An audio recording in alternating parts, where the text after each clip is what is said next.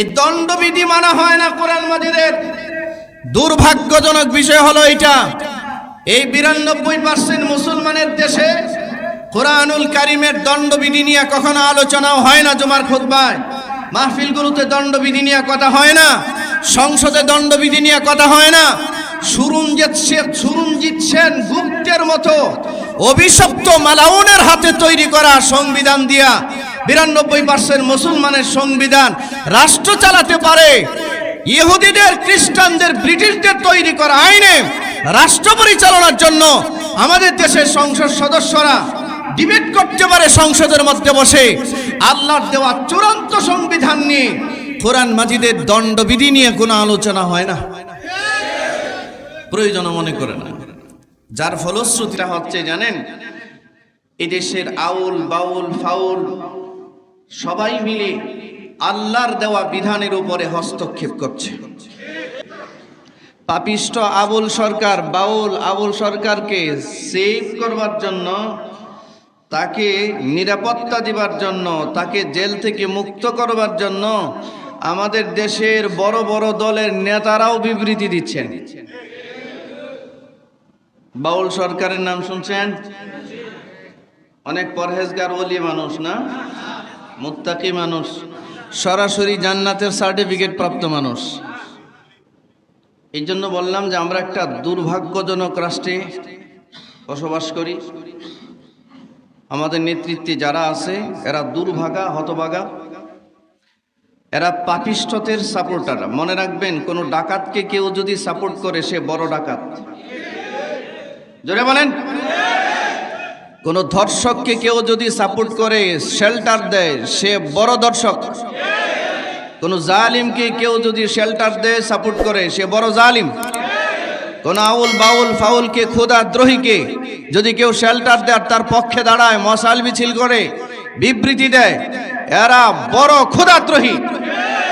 এতে কোনো সন্দেহ, এরা বড় খোদাদ্রোহী। এ কোন দলের মহাসচিব, কোন দলের চেয়ারম্যান, কোন দলের প্রতিষ্ঠাতা, এটা মুসলমানদের দেখার প্রয়োজন নাই। ও খোদাদ্রোহী। জোরে বলুন, ও কি? খোদাদ্রোহী। একটা ঔষধ কোম্পানির ঔষধ সেবনের জন্য তার প্রেসক্রিপশন বা প্রেসক্রাইব লক্ষ্য করা যেমন খুব জরুরি, ইনস্ট্রাকশন বুক ফলো করা যেমন জরুরি। একটা গাড়ি যেই কোম্পানি তৈরি করে, এই প্রতিষ্ঠানের ইনস্ট্রাকশন বুক ফলো করা যেমন জরুরি। একটা মোবাইল চালাইতে হইলে এটার মধ্যে একটা ইনস্ট্রাকশন বুক আছে, এটা ফলো করা যেমন জরুরি, ঠিক তদ্রূপ এই আসমান জমিনের নিচে যিনি সৃষ্টি করেছেন আমাদেরকে, আমরা কিভাবে পরিচালিত হব, আমাদের বিধি বিধান সব কিছুর দণ্ডবিধি দিয়ে আল্লাহ তাআলা কোরআন মাজিদ নাজিল করেছেন। এটা আমাদের মাথায় পরিষ্কার রাখতে হবে। কোরআন মাজিদ এটা শুধুমাত্র কোনো তেলাওয়াতের কিতাব নয়। কথা বুঝতে পেরেছেন? আচ্ছা, এখানে একটা দণ্ডবিধি আপনাদেরকে আমি দেখাচ্ছি, খেয়াল করুন। সূরা মাইদা আয়াত নাম্বার হচ্ছে 38। আল্লাহ বলেন, এই যে দেখেন, ওয়াসারিকু ওয়াসারিকাতু ফাকতাউ আইদিয়াহুমা জাযাআম বিমা কাসাবা নাকালাম মিনাল্লাহ আল্লাহু আজিজুন হাকীম। আল্লাহ বলেন, ওয়াসারিকু ওয়াসারিকাতু ফাকতাউ আইদিয়াহুমা, চোর পুরুষ, চোর নারী যদি চুরি করে ইসলামী শরিয়া আদালতে সাক্ষ্য প্রমাণের ভিত্তিতে প্রমাণিত হয় সে একজন চোর, আল্লাহ বলেন ফাকতাউ আইদিয়াহুমা, এর দুটা হাত কেটে দাও। আপনারা মুখে তালা লাগাইছেন? ঠিকটা জোরে বলেন। আচ্ছা, এই কথাটা কি আমার বলা?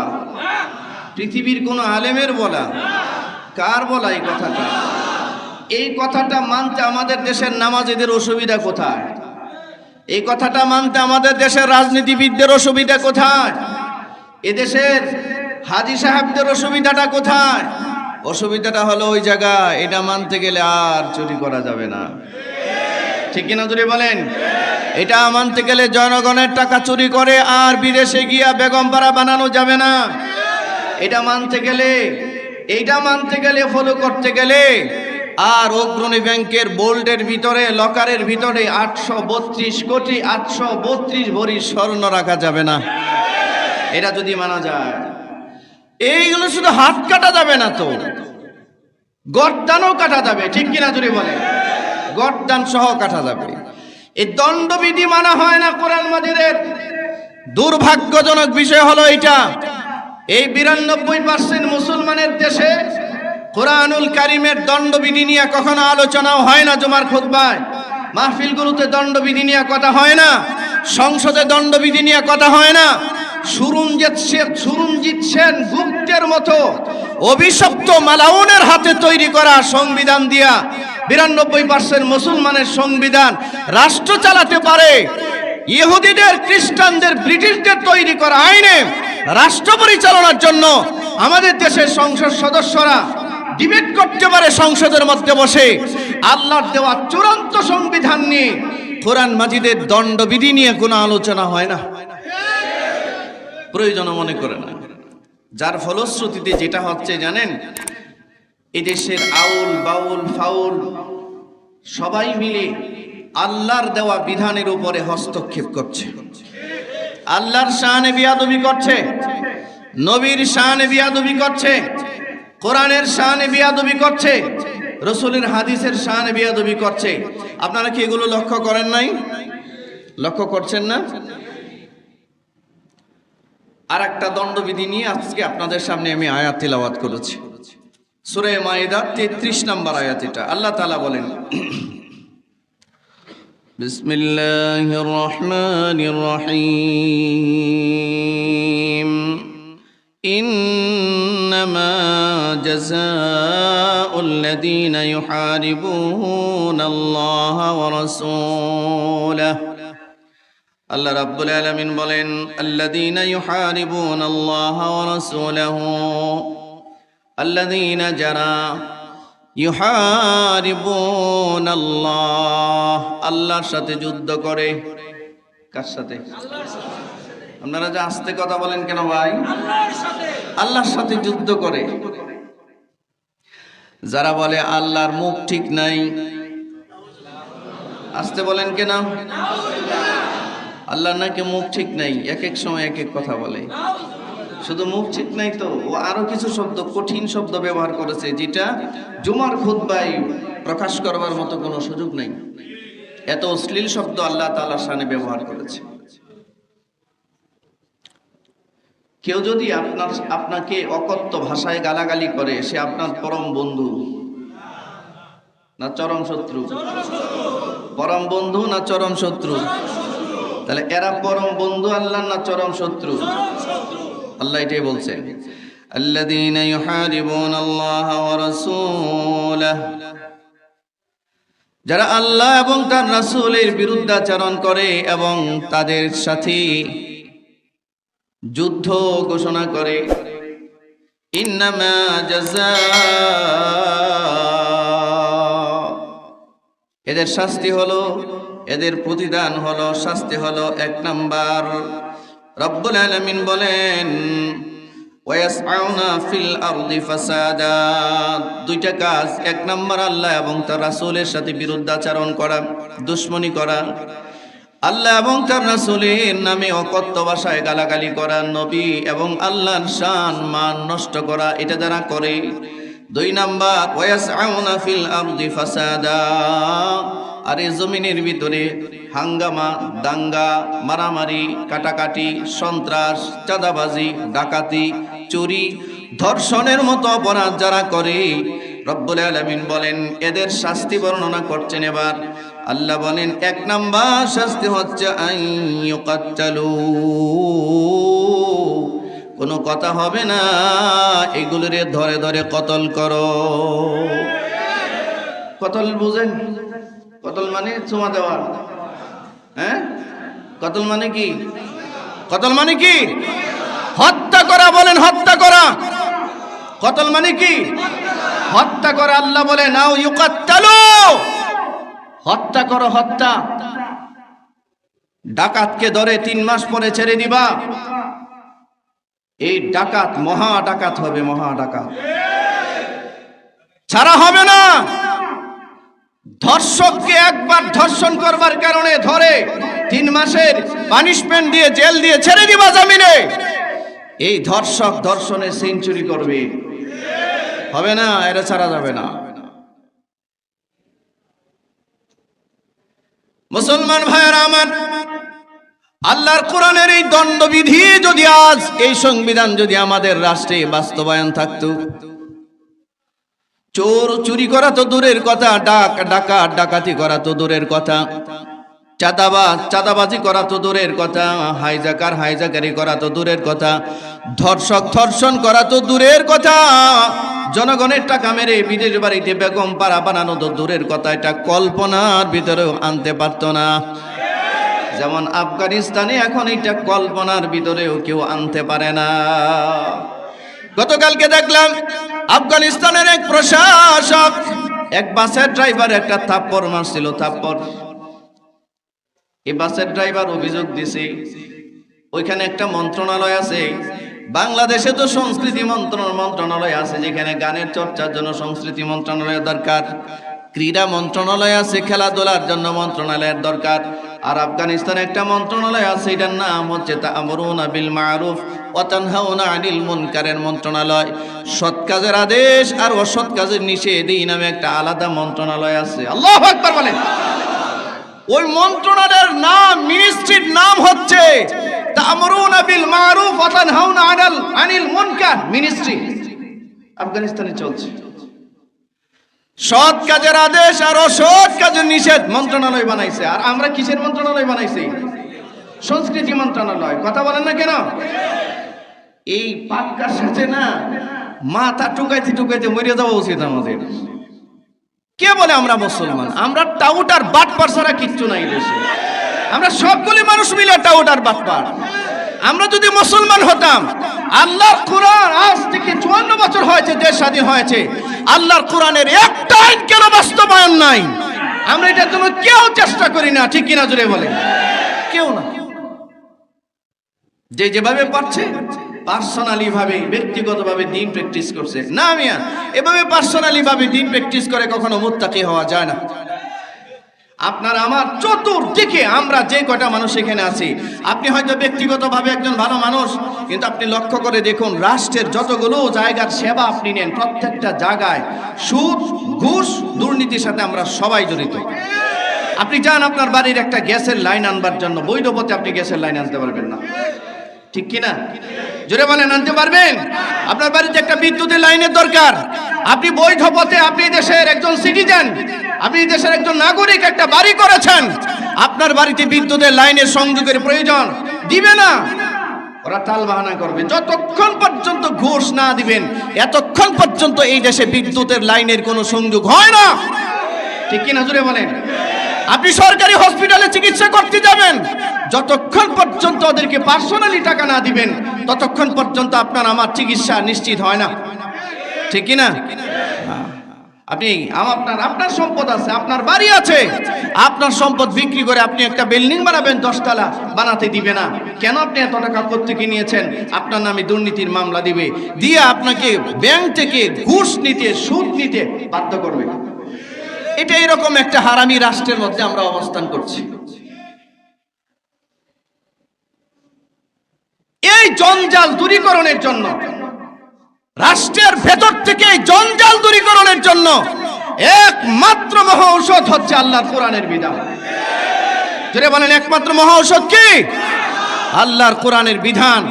এই ফাসিক, ফুজ্জার, বেঈমান, মুনাফিকদেরকে আর রাষ্ট্র ক্ষমতায় যতদিন পর্যন্ত চলতে থাকবে, ততদিন পর্যন্ত আল্লাহর কোরআন অবহেলিত অবস্থায় থাকবে। আর এই কোরআন হাসরের মাঠে আমাদের বিরুদ্ধে মামলা দিবে, আল্লাহর কাছে মামলা দিবে।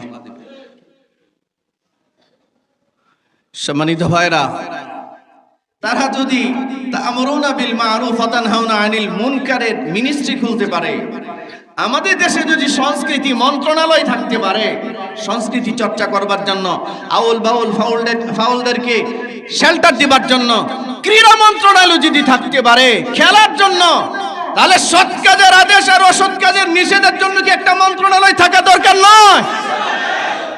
এটা রাখবে না। এটা রাখলে এই দেশে আউল বাউল ফাউল চলবে না। এটা রাখলেই এই দেশে সংস্কৃতি মন্ত্রণালয়, ক্রীড়া মন্ত্রণালয়ের কোনো সুযোগ নাই। কথা বলেন না? এটা চলবে না, এই জন্য এরা এটা করে না। আল্লাহ রাব্বুল আলামিন বলেন, আল্লাযীনা ইউহারিবুনা আল্লাহ ওয়া রাসূলাহু, যারা আল্লাহ এবং তার রাসূলের বিরুদ্ধাচরণ করে, যারা আল্লাহ এবং তার রাসূলের কুৎসারটানা করে। 2 নাম্বার, ওয়ায়াসআউনা ফিল আরদি ফাসাদা, আর জমিনের মধ্যে হাঙ্গামা তৈরি করে, ফাসাদ সৃষ্টি করে। চুরি করা কি ভালো কাজ না? এটা অশান্তির কাজ। ডাকাতি করা, দুর্নীতি করা, মারামারি করা, চাঁদাবাজি করা, হাইজাকারি করা, সন্ত্রাসবাজি করা, টেন্ডারবাজি করা। আপনারা মনে হয় আমার সাথে কথা বলে মজা পাইতেছেন না? মিয়া সারা রাত সজাগ থেকে আওয়ালকতে ফজরের নামাজ পড়ে ঘুমানো লাগে, সারা রাত ঘুম হয় না। আপনাদের সামনে কয়েকটা কথা বলার জন্য রিসার্চ করে পড়াশোনা করে কথা বলতে হয়। আর এই অঘুমা না খাওয়া অবস্থায় কথা বলি, আমি যদি এত কথা বলতে পারি, তা আপনারা একটু হা না বলবেন, এটা পারবেন না? কারা কারা একটু হাত উঠা পারবেন তো ইনশাল্লাহ? 2 অপরাধ, 1 আল্লাহ এবং তার রাসূলের বিরুদ্ধাচরণ বা কুৎসারটনা করা, 2 জমিনে হাঙ্গামা ফাসাদ সৃষ্টি করা। এই কাজটা যারা করবে, এই 2টা অপরাধ যারা করবে, এদের শাস্তি বর্ণনা করছেন আল্লাহ। 1 নাম্বার শাস্তি, আইয়াকাত্তালু মানে কতল করো, কুল্লু খালাস, কোনো দয়া মায়া কিচ্ছু। 2 নম্বরে আল্লাহ বলেন, আও ইউসাল্লাবু, অথবা শুলিতে চড়াও। কিসে চড়াও? শুলিতে চড়াও। যতক্ষণ পর্যন্ত তওবা না করবে, ফিরে না আসবে, ততক্ষণ পর্যন্ত শুলিতে চড়ায় রাখ। যদি না মানে আর ফিরে না আসে, শুলিতে চড়তে চড়তে মাছ যেমন শুটকি হয়ে যায় রৌদ্রের মধ্যে দিলে, এই অপরাধীগুলোকে এভাবে শুলিতে চড়ায় রাখো, জনগণের সামনে রৌদ্রের মধ্যে শুকায়া শুটকি হয়ে যাবে, তারপরেও ক্ষমা করা যাবে না। কে বলেছেন? যিনি বলেন কে বলেছেন? আল্লাহ বলেছেন। এটা আল্লাহর দণ্ডবিধি, এটা শোরুম যাচ্ছেন গুপ্তের তৈরি করা দণ্ডবিধি নয়, এটা আল্লাহর দণ্ডবিধি। আল্লাহ বলেছেন এই অপরাধীদের শাস্তি হলো হয় হত্যা করো, নতুবা এদেরকে শুলিতে চড়াও। 3 নম্বর আল্লাহ রাব্বুল আলামিন বলেন, আও তুকাত্তা আইদিহিম ওয়া আরজুলাহুম, অথবা পিছন দিক থেকে এদের হাত এবং পা কেটে দাও। আও তুকাত্তা, কেটে দাও, অথবা কেটে দাও। কি কাটবে? আইদিহিম, পিছন দিক থেকে, ওয়া আরজুলুহুম মিন খিলাফ, আইদিহিম তাদের হাত, ওয়া আরজুলুহুম তাদের পা, মিন খিলাফিন পিছন দিক থেকে। এটা 3 নম্বর শাস্তি। কয় নাম্বার? 1 নাম্বার হত্যা করো, 2 নাম্বার শুলিতে চড়াও, 3 নাম্বার শুলিতে চড়ার অর্থ হচ্ছে ফাঁসির বিকল্প। ফাঁসি দেয় না ফাঁসি, এই ফাঁসির বিকল্প হচ্ছে শুলিতে চড়ানো। এই সিস্টেমটা পরে বলতেছি আমি। 3 নাম্বার হলো শাস্তি যদি আরেকটু লঘু হয়, তাহলে তোমরা কি করবা? এদের হাত এবং পা পিছন দিক থেকে মুড়াইয়া কেটে দিবা। কে বলছেন? সূরা মাইদা, বলেন সূরা মাইদা, আয়াত নাম্বার 33। কত নাম্বার আয়াত? আবার বলেন আয়াত নাম্বার কত? কোন সূরা? এটা দণ্ডবিধি, এটা আল্লাহর দেওয়া দণ্ডবিধি, সংবিধান। আল্লাহ বলছেন এই হবে পানিশমেন্ট।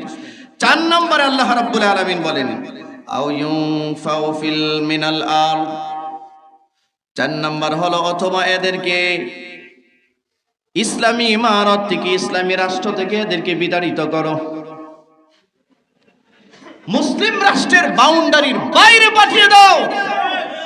যেখানে ল্যাংটারা বসবাস করে ওই ল্যাংটাদের দেশে পাঠিয়ে দাও। যেখানে মূর্তি পূজা হয় সেই মূর্তি পূজারীদের দেশে পাঠিয়ে দাও। যেখানে মানুষ বিবস্ত্র আর উলঙ্গ থাকে সেখানে পাঠিয়ে দাও। মুসলিম রাষ্ট্রে কখনো আউল বাউল ফাউলদের মতো মানুষ এই উলঙ্গপনা করতে পারবে না।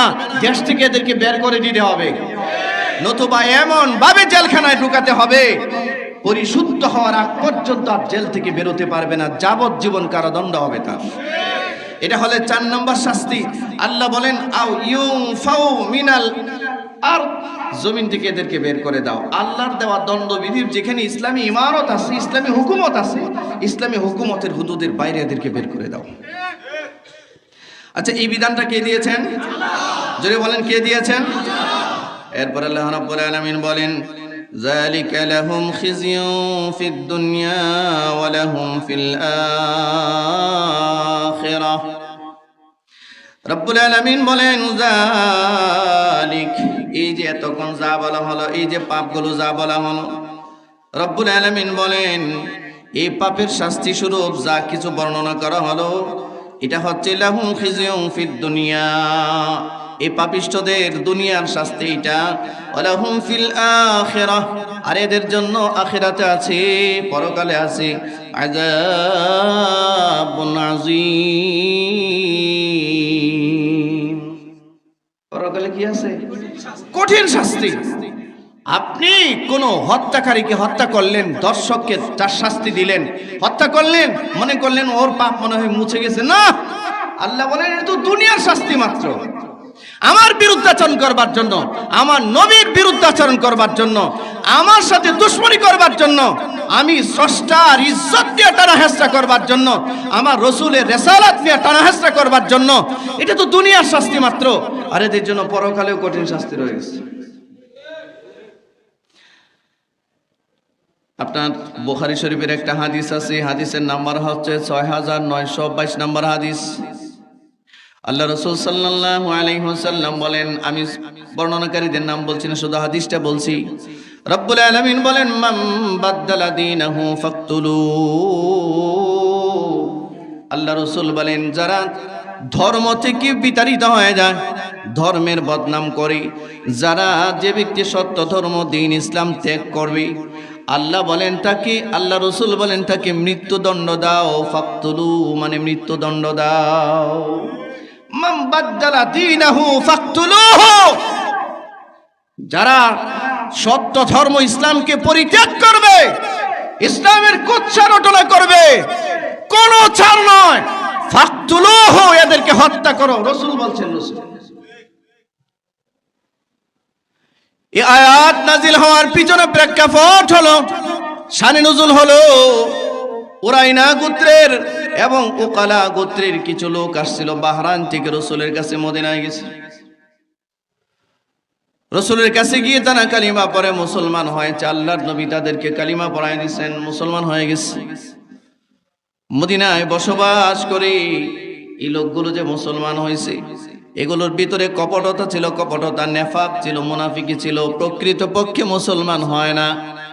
এই কারণে মদিনার আবহাওয়ার সাথে তারা অ্যাডজাস্টমেন্ট হয় নাই। মনে রাখবেন, সারা দুনিয়ায় আপনি বসবাস করলেও কোনো মুনাফিকের জায়গা মদিনায় হয় না।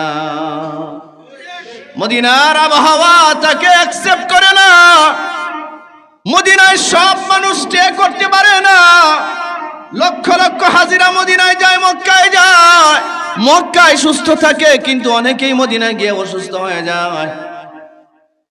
আমি কথা বলছি না যে সব মুনাফিক, কিন্তু লক্ষ্য কইরা তাকায় দেখবেন, যার হৃদয়ের ভিতরে কপটতা আছে ইসলাম ধর্ম নিয়ে, আল্লাহ এবং তার রাসূল নিয়ে, মদিনার আবহাওয়া তাদের সাথে অ্যাডজাস্টমেন্ট হয় না। হয় ওখানে জ্বর হয়, না হয় ঠান্ডা লাগে, না হয় মাথা ব্যথা করে, না হয় পেট ব্যথা করে, না হয় পাতলা পায়খানা হয়, না হয় এই অসুস্থ হয়, সেই অসুস্থ হয়। নবীর রওজার সামনে যাওয়ার সৌভাগ্য তার হয় না, কারণ মদিনার মাটি আর মদিনার আবহাওয়া কোনো মুনাফিককে অ্যাকসেপ্ট করে না। কোন মুনাফিককে অ্যাকসেপ্ট করে না মদিনার মাটি। এই উরাইনা গোত্রের আর উকালা গোত্রের কয়েকজন এই মুনাফিকগুলো রাসূলের কাছে হাত রেখে কালিমা পড়বার পর মদিনায় বসবাস করা শুরু করছে। আল্লাহ রাসূল বললেন, মদিনায় বসবাস করো। কিন্তু না, এরা যতদিন যাচ্ছে আর পেট ফুলতেছে। পেট কি ফুলতেছে?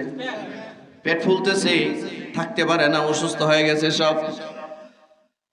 আল্লাহ রাসূল বললেন, একটা কাজ করো, আমাদের যে সাদাকার উটগুলো আছে, সেই মরুভূমির মধ্যে উটগুলো রাখা আছে, ওখানে একজন রাখাল আছে। রাখাল নবীজির বিশ্বস্ত ইয়াসার নামক একজন রাখাল ছিল। গোলাম ছিল। আল্লাহর নবী বললেন, রসুলের কাছে যতগুলো সাদাকার উট আসতো ওই উটগুলোকে সেখানে রাখতে দিত। আল্লাহর নবী বললেন, তোমরা মদিনার বাইরে চলে যাও। নবীজি রোগ ধরতে পারছেন। কি ধরতে পারছে? এই ভাই ঘুমাই কেন? দেখা দেন জুমার নামাজের মধ্যে আসে যদি ঘুমান আধা ঘন্টা সময় দিলে তো সমস্যা ভাই, বুঝেন না কেন? আল্লাহ রসুল সাল্লাল্লাহু আলাইহি ওয়াসাল্লাম, মনে রাখবেন মক্কায় যেমন হেরেম আছে, হেরেম চতুর্দিকে, মদিনারও একটা হেরেম আছে। আল্লাহ রসুল রোগ ধরলেন, রোগ ধরে বললেন, বেরিয়ে যাও, মদিনার বাইরে যাও, ওই রাখালের কাছে যাও, তোমাদের ওষুধ দিয়া দেই। 1 নম্বর ওষুধ হলো উটের যে পেশাব আছে, পেশাব, উটের পেশাব পান করো। 2 নম্বর উটের দুধ পান করে ওখানে জীবিকা নির্বাহ করো, জান বাঁচাও। উটের পেশাব কিন্তু একটা শিফা। আল্লাহর নবী বলছেন উটের পেশাব একটা শিফা। যাদের রোগ ভালো হয় না, পেট ব্যথা হয়, বেশি বেশি পেট খারাপ হয়, উটের আপনার পেশাব পান করলে এইটা স্থায়ীভাবে ভালো হয়। রসুল বললেন, যাও ওই রাখালের কাছে যাও, আমার অনুমতি আছে, গিয়ে সেখানে তার সাথে বসবাস করো, আর উটগুলোর দেখভাল করবা, তাকে হেল্প করবা, আর সেখানে তোমরা উটের পেশাব পান করবা, দুধ পান করবা, সেই অনুযায়ী জীবন চালাইবা। মাশাআল্লাহ, সেখানে যাওয়ার পর ভালো। মুনাফিক তো উটের পেশাব পান করে ভালো হয়ে গেছে, পেটফুলা বন্ধ। মানুষ যেমন তার খাবারের ব্যবস্থা আল্লাহ এমনই করে। কথা ঠিক আছে না? যে রুচি বোধের মানুষ, এর থাকা, খাওয়া, পড়া সবকিছুর ফয়সালা আল্লাহ ওইভাবেই করে। এখন ভালো হয়ে গেছে। ভালো হওয়ার পরে ওই যে নবীজির যে বিশ্বস্ত রাখাল ইয়াসারকে হত্যা করছে, মারছে। কেমনে মারছে জানেন? হাত দুইটা পিছনে বেঁধে, পাগুলো টেনে পিছন দিক থেকে ওই রাখালের হাত পাগুলো কেটে দিয়েছে ওরা, এবং গরম লোহার শিক দিয়া এই ইয়াসারের চোখগুলো ভিতরে ঢুকায় চোখ উঠায় ফেলছে। এই নবীজির বিশ্বস্ত রাখাল ইয়াসারকে হত্যা করে, উটগুলো নিয়ে ধর্মত্যাগ করে, বিদ্রোহ করে, সেই বাহরাইনের দিকে রওনা দিছে। নবীজির কাছে সংবাদ আসছে, ইয়া রাসূলুল্লাহ, আপনার রাখালকে হত্যা করে ইসলামী রাষ্ট্রের যত সাদাকার উট আছে সব নিয়ে চলে যাচ্ছি। আল্লাহ রসুল ডাক দিয়া বললেন, আল্লাহর বাহিনী কোথায়? সেনাবাহিনী কোথায় আমার? যাও ওদেরকে গ্রেফতার করে নিয়ে আসো। গ্রেফতার করে আনা হলো। যাইতে যাইতে একেবারে ওদের বাড়ির কাছেই চলে গেছিল, কিন্তু সাহাবীরা ওদেরকে গ্রেফতার করে নিয়ে গেছে। আল্লাহর নবী বললেন, তাহলে কি তোমরা ঈমান আনো নাই, মুনাফিকি করেছো? কথা বলে না। রসুল আদেশ দিলেন, যাও এগুলোরে কতল করো। কি করো? 2 নম্বরের শাস্তির ক্ষেত্রে কম বেশি আছে, যারা হত্যা করছে এদেরকে কতল করে ফেলো। 2 নম্বরে আল্লাহ রসুল বললেন, যারা হত্যার অপরাধের নিচে আরেকটু কাজ করছে, সহযোগিতা করছে, এগুলোরে শুলিতে চড়াও। কিসে চড়াও? আচ্ছা, আল্লাহ যে বিধান দিয়েছেন সেই অনুযায়ী নবীজি ফয়সালা করতেছে। শুলিতে চড়াবার অর্থ হলো হাতগুলো এইভাবে বাঁধা থাকবে, বাঁধা, পাগুলো বাঁধা থাকবে, এইভাবে বাঁধা অবস্থায় লটকানো থাকবে, লটকানো, ফাঁসি না, ফাঁসি না, কি থাকবে? লটকানো থাকবে এইভাবে। শুলিতে চড়াও, শুলিতে চড়াইস। রসুল বলেন, মরুভূমির মাঝখানে নিয়ে রাখো, শুলিতে চড়ায়া এমন ভাবে রাখো সূর্যের করতাপের কারণে সারা দেহ যেন শুটকির মতো হয়ে যায়।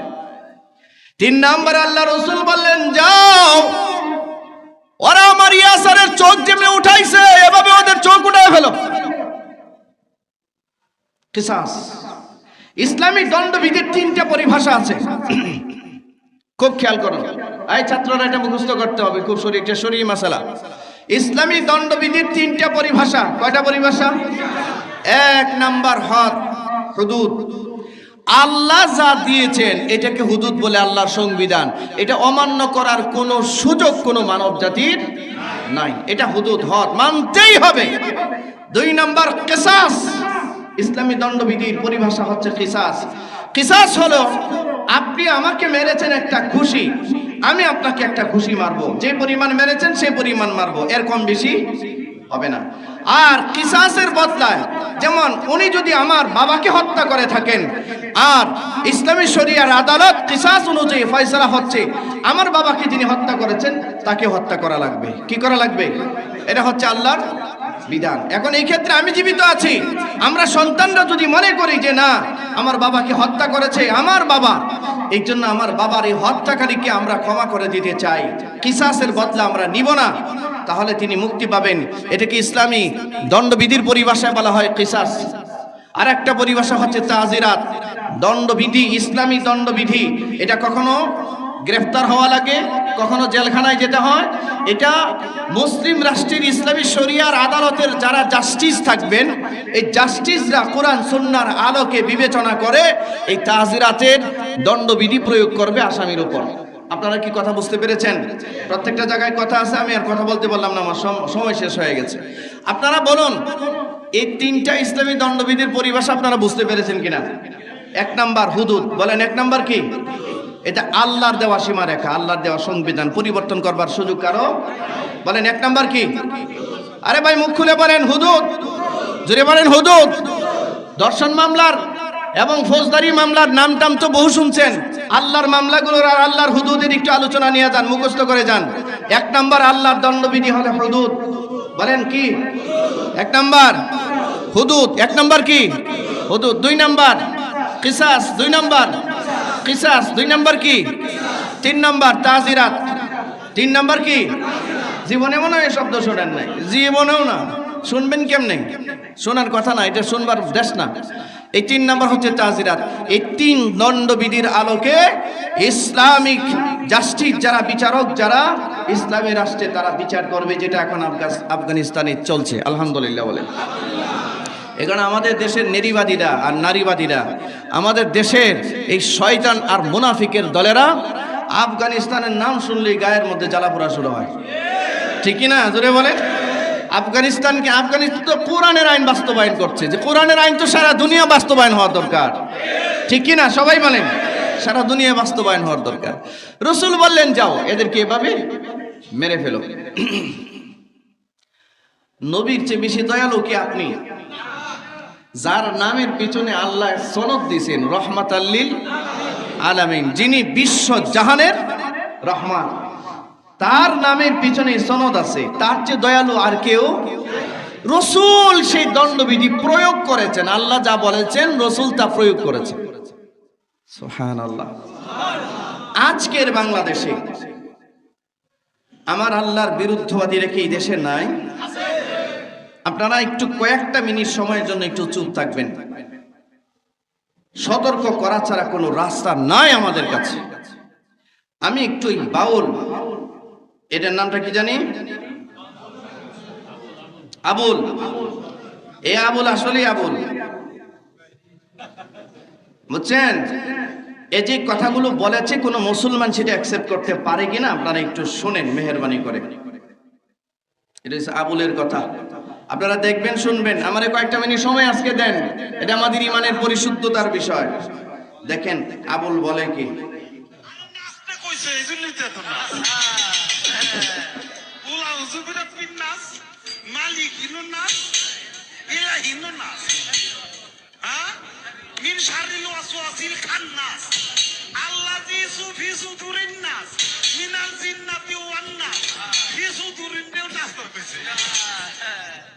এটার মূল কথাটা হচ্ছে আল্লাহ নাকি কুল আউযু বিরাব্বিন নাস, মালিকিন নাস, ইলাহিন নাস, সব জায়গায় নাস, মানে আল্লাহ কইছে বেশি করে নাস। খেললেই গেছে ইসরাফিল সাহেব এত বড় মাদ্রাসা করলো, বুঝলাম না কিছু। সারা বাংলাদেশে এরকম হাজার হাজার মাদ্রাসা কেন বুঝলাম না। এদেশে লক্ষ লক্ষ আলেম কেন? মানে আলেমরা কোরআনের তাফসির করবে না, তাফসির করবে এই বাউল। হ্যাঁ, তাফসির করছে কি? কুল আউযু বিরাব্বিন নাস, মালিকিন নাস, ইলাহিন মিন শাররিল ওয়াসওয়াসিল, মানে বেশি করে নাচতে গেছে, সব জায়গায় নাচ পাইছে। মানে নাচ শব্দের অর্থ মানুষ, আর হে করছে কি? এটা কি ধর্ম অবমাননা হয় নাই? কারা কারা মনে করেন যে এটা ধর্ম অবমাননা হয়েছে? আচ্ছা হয়েছে। আচ্ছা, কিন্তু যেটা নিয়ে তার ভিডিওটা, এটা আমি আর এখানে রেকর্ড করে আপনাদেরকে শোনাইবার মতো কোনো শক্তি নাই। সে আল্লাহর শানে যে শব্দ ব্যবহার করছে, আল্লাহর মুখ, এরপরে যে কি বলছে ওইটা আর আমি বলতে পারতেছি না আপনাদের সামনে। শুনছেন তো আপনারা? এই শব্দ কি কোনো মুসলমান তো দূরের কথা, কোনো মানুষ বলতে পারে? বলেন, কোনো মানুষ বলতে পারে? এটা গেল। দেখেন আরেক বাউল, যে বাউলদের জন্য আমরা এখন যুদ্ধ করতেছি, এই আরেক বাউল কি বলে এটা একটু শুনি। এটা হচ্ছে নতুন এক পাগল, এটা করতে এসে আমি জানি না। সবার উলঙ্গ ল্যাংটা করে পাঠাইলো। আবার এই মানুষ যখন আসে, আবার কাপড় যখন আবিষ্কার করছে, তখন আল্লাহর পর্দার প্রয়োজন পড়ছে। আসলে কি আল্লাহ তাআলার পর্দা আমি বুঝছি? আপনি কি মনে হয় মোহাম্মদ কি এত বোকা ছিল যে বর্তমানে বোরকা পইরা মস্তান যায়, নদী যায়, অনেক পুরুষে বেটি ফিতে যায়, মোহাম্মদ বুঝে এই পোশাক দিয়ে দিব মানুষের দোকা দেওয়ার জন্য? এক মহিলা আমার সামনে আসছে, তাকে বোরকা বললেন, আমি বোরকা বলতাম না।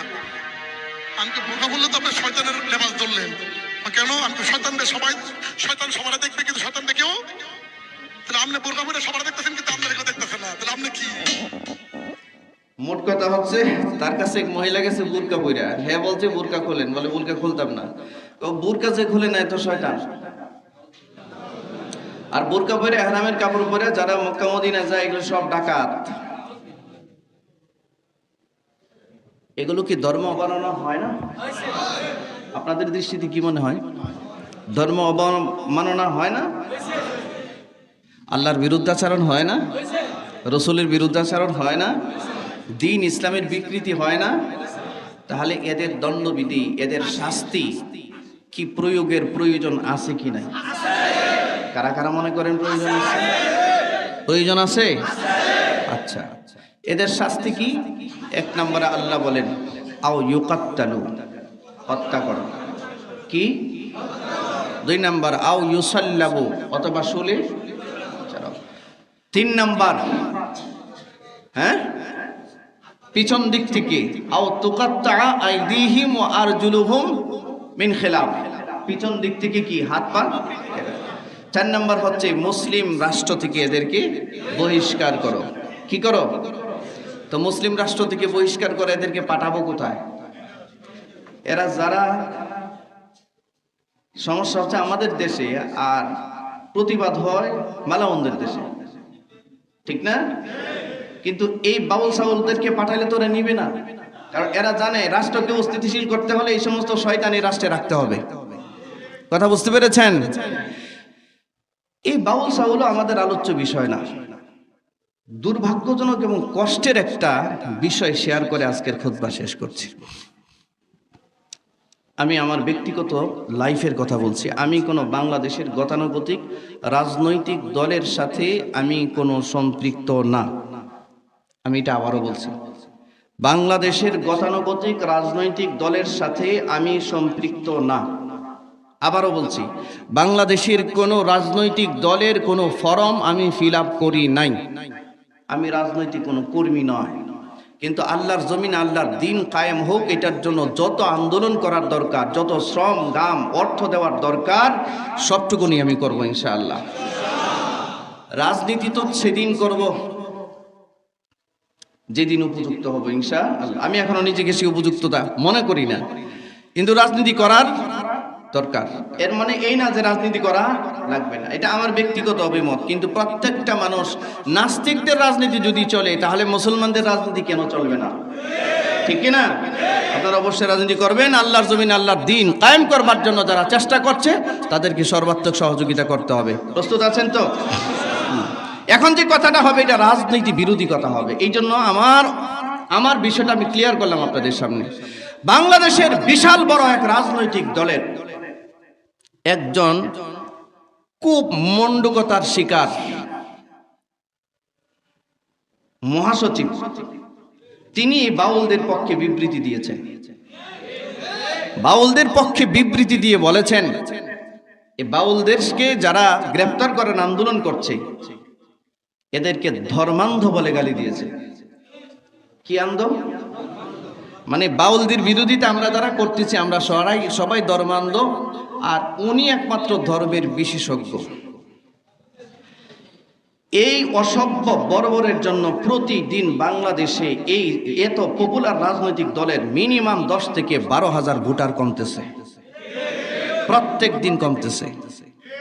এই লোকটার অযাচিত মন্তব্যের জন্য বাংলাদেশের মিনিমাম এই দল থেকে 10 থেকে 12,000 15,000 ভোট কমতেছে।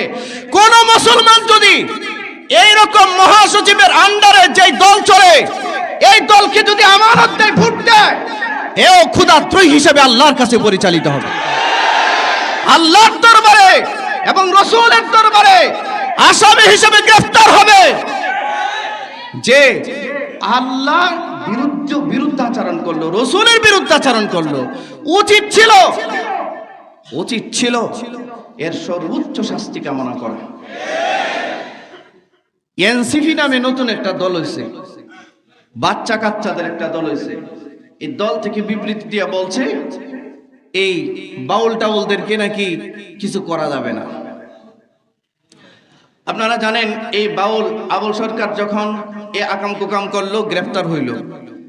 গ্রেফতার হয়েছে, রাষ্ট্র তার বিচার করবে। তাওহীদি জনতা, আচ্ছা আপনার বাপেরে যদি কেউ গালি দেয় আপনি এটা মানেন? তা আমার স্রষ্টারে যদি কেউ গালি দেয় আপনি কোন জায়গার কে? এটা কি আমার দেখার ব্যাপার? আমি তার প্রতিবাদ করব না? আমি মিছিল করব না? আমি আমার ইমানের সর্বোচ্চ প্রদর্শন করব না? তো তাওহীদি জনতারা নাকি চিনে না। মহাসচিব সাহেব, দৌড়ানি তো হাসিনার মতো খান নাই। দৌড়ানি খাইলে তাওহীদি জনতা কি জিনিস বুঝবেন? দৌড়ানি খাইলে বুঝবেন এই দেশের তাওহীদি জনতা কাকে বলে। দৌড়ানির পথ কিন্তু খুইলেন না।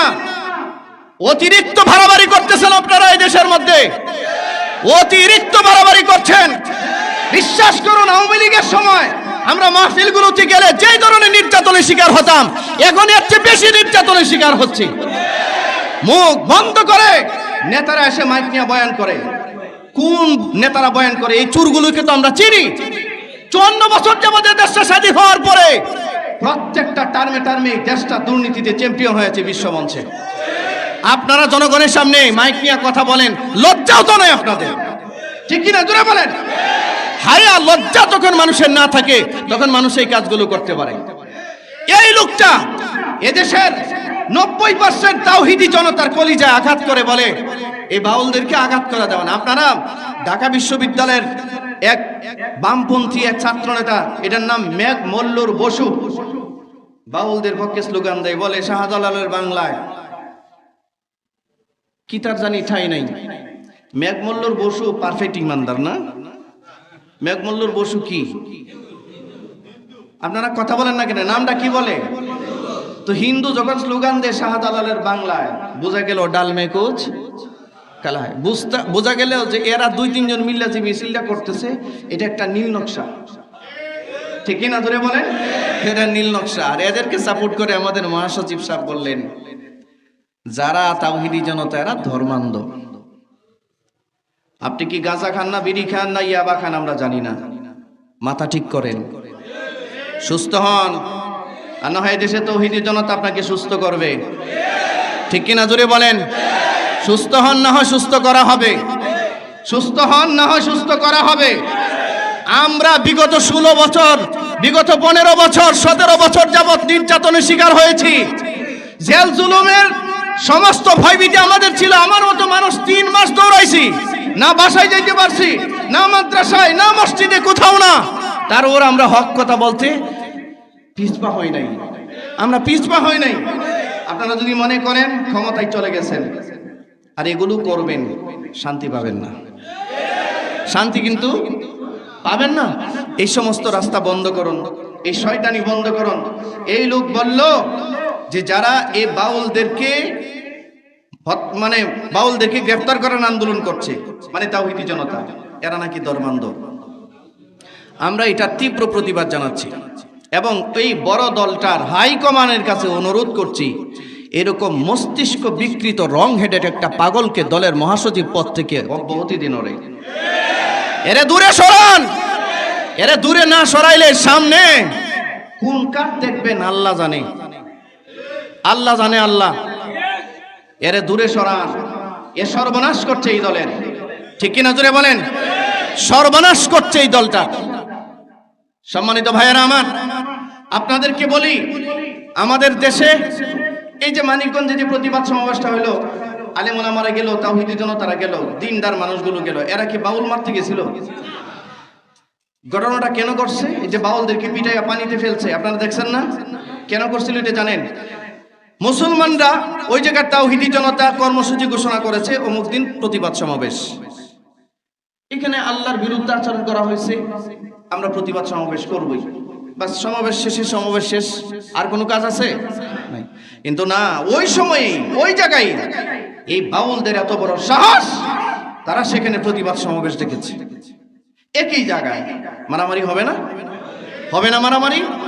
আচ্ছা, আমার আল্লাহকে গালি দিয়া আমি প্রতিবাদ জানাবো, এখানে এসে ওরা যদি আবার কথা বলে, আমি কি আর আমার জীবনের পরোয়া করব? আপনি কি আপনার জীবনের পরোয়া করবেন? হয় জমিনে ওরা থাকবে, না হয় আমরা, তো ওই দুটা থেকে একটা হবে, ঠিক কি না? তুমি বলেন। এই ঘটনাটা ঘটছে, এটা নিয়ে গোটা দেশ তোলপাড়, আমার দাদা বাবুরাও তোলপাড়। দাদা বাবুরার অনেক মায়া এই বাউলদের জন্য। বিশ্বাস করুন, কোন নাস্তিক ইসলামের এত ক্ষতি করতে পারে না এই দেশে, এই বাউলরা যা ক্ষতি করেছে। এই বাউলগুলো দেখবেন, এরা কোনো দিন মসজিদে যায় না। কোন বাউলকে কোনোদিন মসজিদে দেখেছেন আপনারা? কোন বাউলকে কোনো মন্দিরে দেখেছেন আপনারা? না, মন্দিরেও যায় না ওরা। কোন বাউলকে গির্জায় দেখেছেন? ওরা গির্জায়ও যায় না। কোন বাউলকে পেগোডায় যাইতে দেখেছেন? কখনো ওরা পেগোডায় যায় না। বাউলরা কোনো ধর্মই মানে না, কোন ধর্মের অনুসারী না। এই বাউলদের প্রধান কাজ হলো আল্লাহর দ্বীনকে বিকৃত করা, কোরআনের সংবিধানকে বিকৃত করা, আল্লাহর শানে বেয়াদবি করা, নবীর শানে বেয়াদবি করা, এটাই ওদের মূল কাজ। তো এটা কি বন্ধ করার প্রয়োজন আছে কি না? জোরে বলেন, প্রয়োজন আছে কি না? আপনাদেরকে অনুরোধ করব, যেই দলের মহাসচিব এরকম বাউলদের পক্ষ নিয়েছে, আপনি যদি সেই দলের অনুসারী হয়ে থাকেন, আপনি সিদ্ধান্ত নেবেন এই দলটা আপনি করতে পারেন কিনা। আপনার সিদ্ধান্ত নেওয়া দরকার, ঠিক কিনা? জোরে বলেন। এটা যদি আমারও দল হয়, আমার ব্যাপারে আপনার সিদ্ধান্ত নেওয়া দরকার, ঠিক কিনা? জোরে বলেন। সিদ্ধান্ত নেওয়া প্রয়োজন।